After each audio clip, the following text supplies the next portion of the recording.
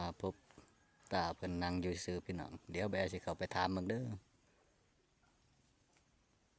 นี่แหละครับมาเห็นสภาพก็มาสัมผัสเบิ่งสภาพบ้านของเพิ่นพี่น้อง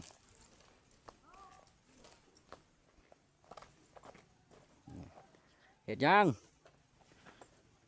สบายดีบ่มันบ่ปากก็ ถามคอยบ่ เฮ็ดยังอยู่ นางโยมไปบ่ไรนี่ ไปบ่ได้เป็นหยังไปบ่ได้ สู้นะ โอ้โซเดี๋ยวแบสิขึ้นไปถามเพิ่นก่อนพี่น้องไปถามเพิ่นเบิ่งว่าเป็นหยังเนาะพี่น้องเนาะเอาย่างมาเบิ่งหั่นโอ้เพิ่นไปจังซี่พี่น้องคันไปไว้แม่นล่มแม่นบ่ ลม โอ้ล่มเอาหยุดเดี๋ยวจะสิล่มจังหน่อยกลับไปหมองเก่าคอยไปเด้อคอยไปเด้อเป็นไตต้นพี่น้องเอ้ย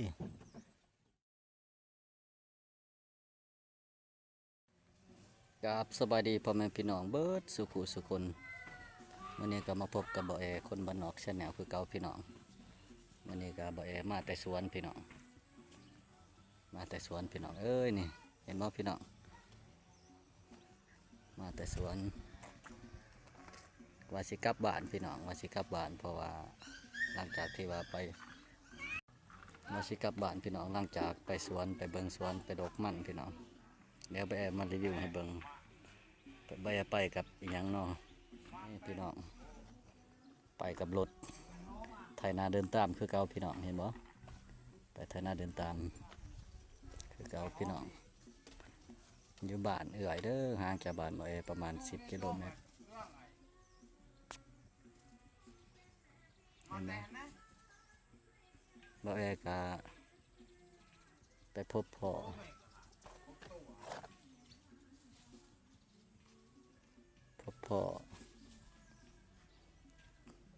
ตาหรือว่าพ่อเฒ่าคนหนึ่งเราอยู่ผู้เดียวบ่กระสิบไปเขาสืบไปถามเพิ่นก่อนว่าเพิ่นอยู่กับไผเบิ่งเพิ่นคือบ่ได้ไปใส่พี่น้องว่าสภาพเพิ่นเป็นอะไรสิเข้าไปสัมภาษณ์เพิ่นเบิ่งก่อนพี่น้องไปพี่น้องไปเบิ่งนำกันเด้อมาพบตาเพิ่นนั่งอยู่ซื่อพี่น้องเดี๋ยวแบสิเข้าไปถามเบิ่งเด้อนี่แหละครับมาเห็นสภาพก็มาสัมผัสเบิ่งสภาพบ้านของเพิ่นพี่น้อง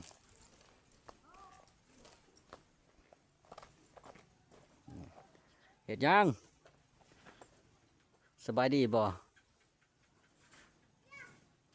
มันบ่ปากก็ ถามคอยบ่ เฮ็ดยังอยู่ นางโยมไปบ่ไรนี่ ไปบ่ได้เป็นหยังไปบ่ได้ สู้นะ โอ้โซ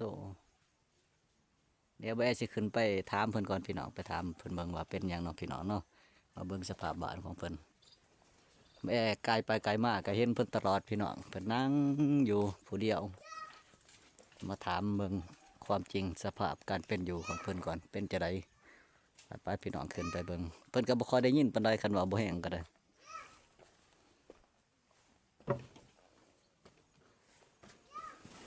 โอ้ยตกคันได้ขึ้น ขึ้นบ้านเพิ่นก่อนครับสบายดี บาดี พ่อใหญ่สบายดีเด้อบ่ได้ไปไสบ่ บ่ไปบ่ไรนี่ ไปบ่ได้เป็นจังไดคือว่าไปบ่ได้ สู้ เอาโซ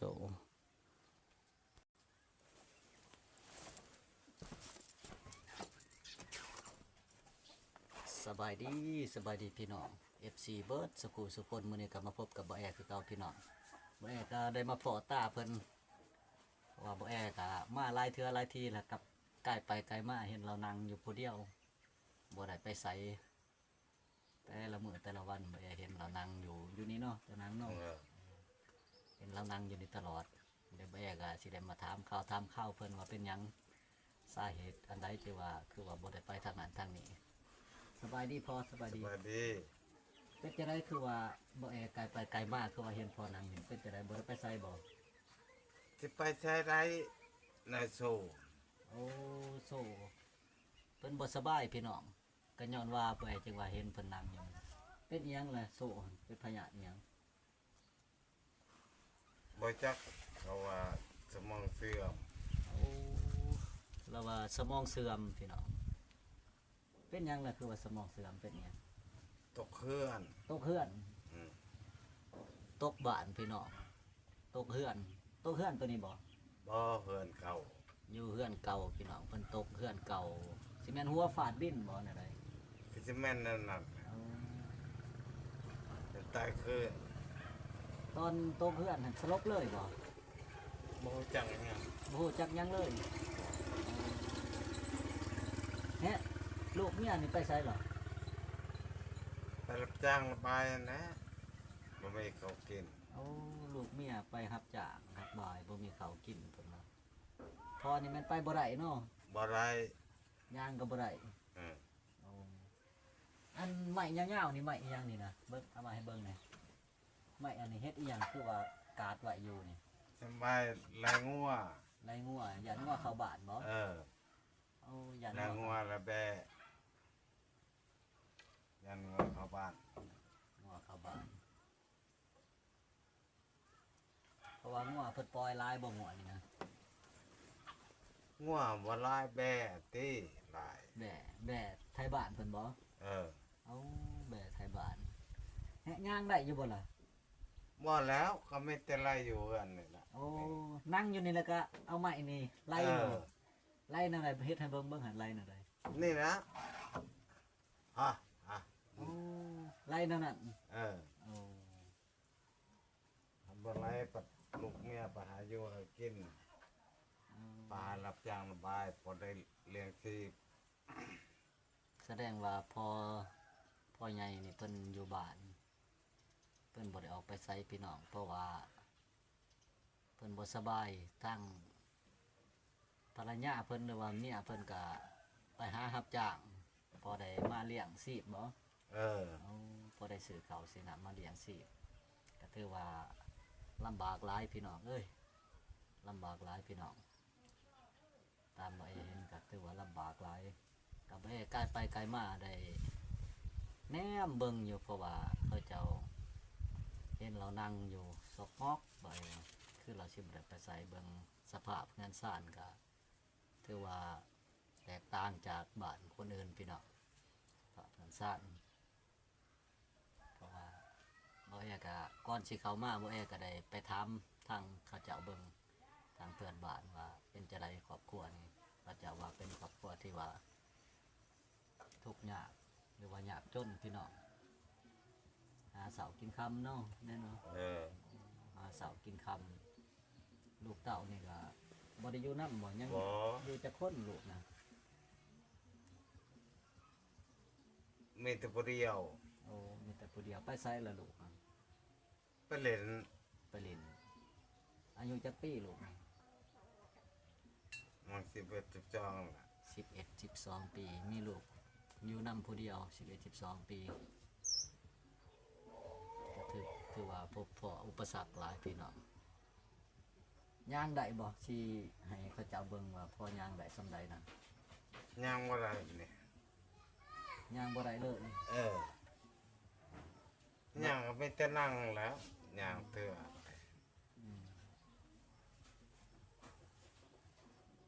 เราเดินบ่ได้พี่น้องคันเดินได้ก็มีแต่นั่งเอาคอยไปนั่งเอาคอยไปนั่งเอาพี่น้องเอ้ย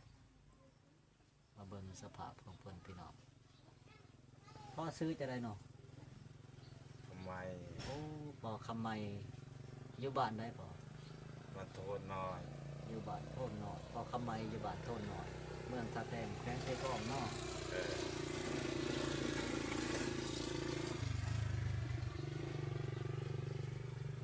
เดี๋ยวบ่เอสิให้พอย่างให้เบิ่งเด้อบ่เอสิถ่ายคลิปให้เบิ่งเด้อให้เขาเจ้าได้เบิ่ง ย่างบ่ได้ น้อยหนึงก็เอาน้อยหนึงก็ได้พอให้เขาเจ้าเบิ่งว่าได้บ่หรือบ่ได้นะเพื่อความชัดเจนบ่เอก็สิให้พอเพิ่นลองย่างเบิ่งว่าได้ส่ำใดไปได้ส่ำใดเนาะพี่น้องเนาะเดี๋ยวบ่เอสิสั่งสิถ่ายให้พี่น้องเบิ่งพี่น้องสภาพอาการของเพิ่นนะเดี๋ยวบ่เอก็สิถ่ายเบิ่งรีวิวให้เบิ่งว่าเพิ่นย่างได้บ่หรือบ่ได้นะ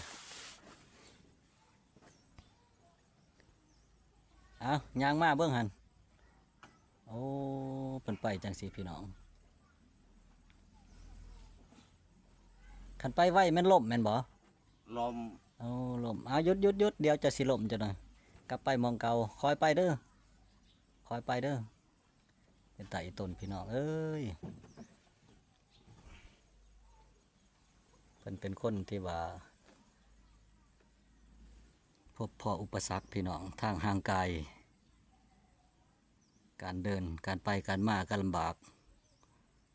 สมองกะตะกี้ตามที่บ่เอถามเขาเจ้าสมองตะกี้กะบ่จือแต่เดี๋ยวนี้ใครแน่แหละใครแน่แล้วเนาะ บ่ใครแล้ว บ่ไข้บ่ ยังบ่จื้อ ยังบ่จือโอ้แสดงว่าเป็นหลังจากที่ว่าตกเฮือนมานี่แม่นเป็นคนลงลืมๆเนาะโอ้แสดงที่ว่าหลังจากที่ว่าเราตกเฮือนมานี่แม่นเป็นคนลงลืมๆพี่น้องเราว่าสมองเสื่อมกันสมองเสื่อมนี่แม่นสิบ่จือเลยอันนี้ก็สิแม่นเป็นคนลงลืมๆพี่น้องจากที่ว่าคนปกติก็เป็นคนที่ว่าลงลืมๆขออนุญาตเบิ่งทางในเฮือนได้บ่ ได้ เอากันพอสิพาเข้าไปนี่มันพาบ่ได้เนาะย่างบ่ได้เอาบ่ได้สิขออนุญาตเข้าไปเบิ่งเด้อว่ามีหยังแหน่อยู่ในนี่นะไปกดสัมภาษณ์ไปเบิ่งนี่ล่ะพี่น้องเอ้ยข้างในเฮือนเพิ่นในบ้านเพิ่นอันนี้ก็คือเฮือนไฟพี่น้องหรือว่าเฮือนครัวพี่น้องเบิ่งสภาพพี่น้องการแอบการมุงการปูพี่น้องก็เป็นปองคือเก่าพี่น้องเอ้ยอันนี้ก็เครื่องใส่ของเพิ่นถือว่าพบความยุ่งยากพบความยุ่งยากหลายพี่น้องแต่ละมื้อนี่ได้หยังกินพอบ างเทื่อก็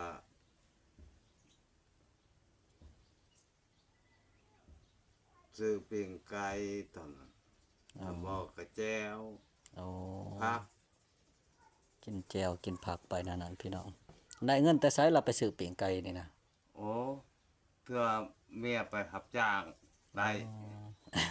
เมียไปรับจ้างได้บ่ เ เมียไปรับจ้างได้ซื้อปิ้งไก่กินแหะบัดซื้อปิ้งไก่บัดเงินหมดสิซื้อข้าวจะได้ล่ะบัดนี้ เอา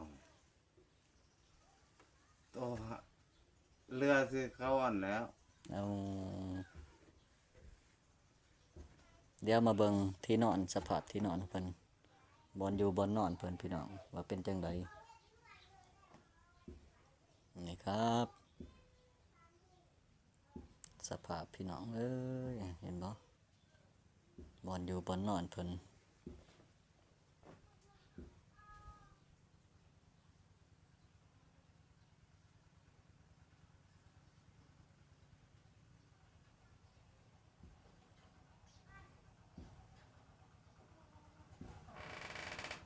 เบิ่งพี่น้อง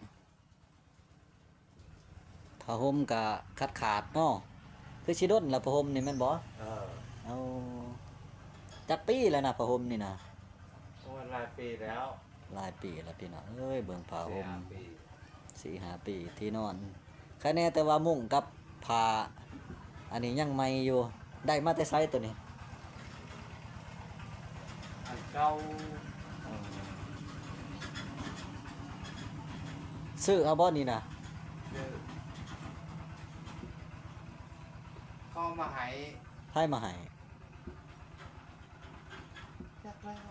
พี่น้อง พี่น้องมาให้พี่น้องได้มุ้งกับผ้ากังนี่พี่น้องเอ้ยพี่น้องมาให้เบิ่งสภาพบ้านเรือนซ่านบ้านซองของเพิ่นอันนี้ก็คือเพิ่นพี่น้องนั่งอยู่ตังพี่น้องเอ้ยนั่งตังไปใส่บ่ได้เดี๋ยวบ่แอสิไปเบิ่งหอบๆก่อนเด้อเดี๋ยวบ่แอสิมาขึ้นมาหาพ่อใหม่เด้อ เ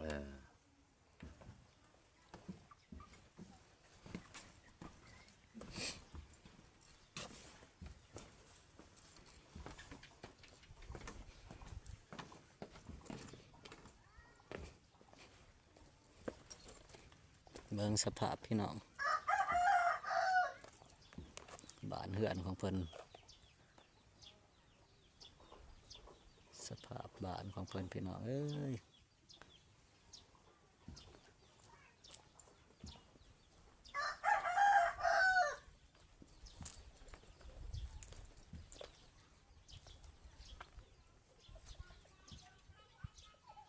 อันนี้ก็คือสภาพบ้านของเพิ่นนะครับ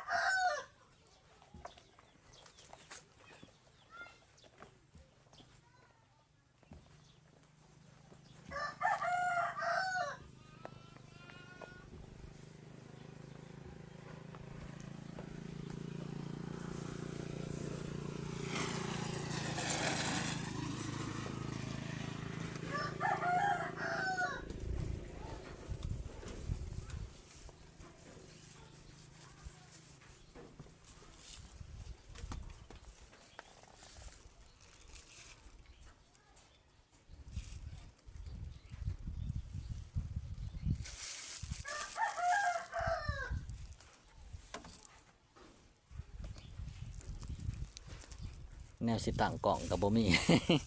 พี่น้องมัดเอานะก็ถือว่าเราได้ไปสำรวจกวดก้าเบิ่งกับพี่น้องถือว่าพบความยุ่งยากคือกันพี่น้องความยุ่งยากหลาย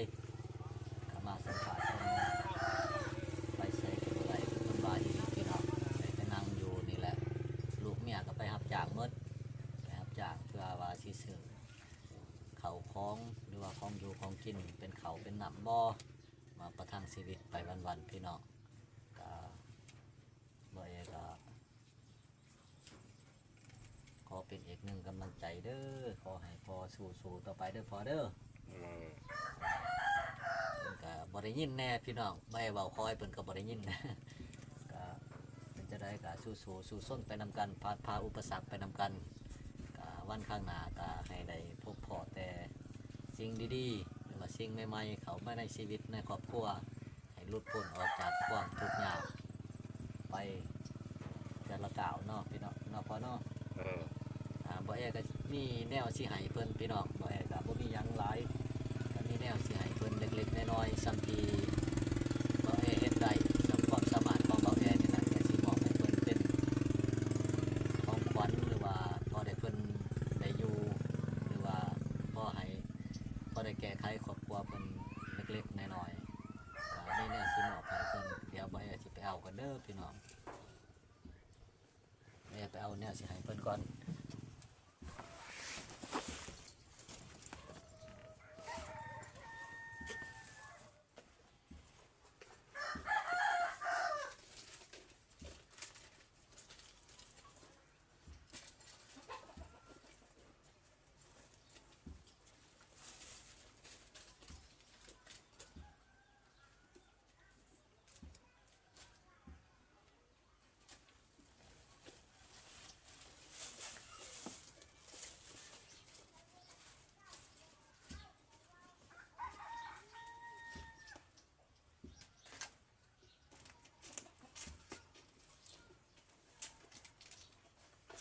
เอาบ่เขาพ่อใหญ่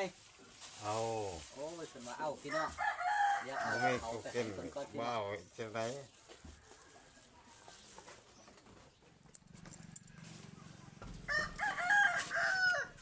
อ่ะตอนนี้บ่เอก็มาฮอดคือเก่าพี่น้องหลังจากที่ไปเอาของที่ว่าสิมาให้พ่อใหญ่เพิ่นก็บ่เอบ่มีหยังพี่น้องก็สิได้มอบข้าวสารให้เพิ่นก็ประมาณอยู่10 โล10ปลายโลพี่น้องเพื่อว่าให้เพิ่นได้เอาไป อยู่กิน อยู่กินหรือว่าน้ำใสต่อไปพี่น้องบ่แอก็ช่วยตามความสามารถของบ่แอมีเนาะพี่น้องเนาะกันสิช่วยหลายกว่านี้บ่แอก็บ่มีพี่น้องก็ช่วยซ้ำบ่แอช่วยได้พี่น้อง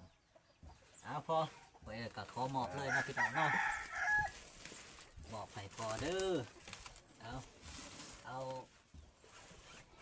ไปมาไปกินในครอบในครัวเห็นบ่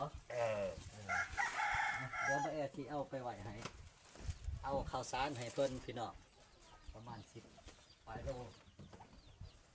เอาปะนี่เด้อ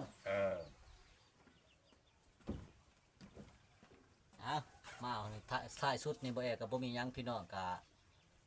บ่แอก็ ได้มอบข้าวสารให้เพิ่นแล้วพี่น้องประมาณอยู่10ปลายโลสุดท้ายนี่ก็บ่แอสิขอจบคลิปเพียงเท่านี้เด้อพี่น้องขอบอกขอบใจพี่น้องขอบคุณนะครับที่ให้การรับชมให้กำลังใจเป็นกำลังใจให้บ่แอกดเลิฟกดไลค์กดแชร์กด Subscribe ให้บ่แอในเด้อพี่น้องเพื่อเป็นกำลังใจให้บ่แอเฮ็ดคลิปต่อไปพี่น้องเอาขอขอบใจเด้อขอขอบใจหลายๆเด้อพี่น้องเด้อขอบใจเด้อพอเด้อให้อยู่ดีมีแรงเด้อให้อายุมันควันยืนให้เศร้าเจ็บเศร้าไข้เด้อพอเด้อ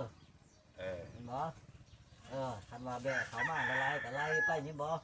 อย่าสิลงเฮือนแล้วเดียวตกเฮือนพี่น้องบ่ให้เราย่างไปเดี๋ยวเราสิตกเฮือนเอาขอขอบใจเด้อพี่น้องบ่แอขอปิดคลิปเพียงเท่านี้นะครับ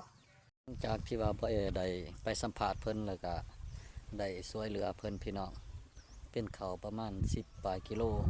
ให้เพิ่นก็บ่แอก็สิได้จบคลิปเพียงเท่านี้เด้อพี่น้องขอบอกขอบใจทุกการรับชมทุกการติดตามนะครับอย่าลืมกดเลิฟกดไลค์กดแชร์กดซับสไครต์ให้บ่แอในเด้อครับขอขอบคุณนะครับ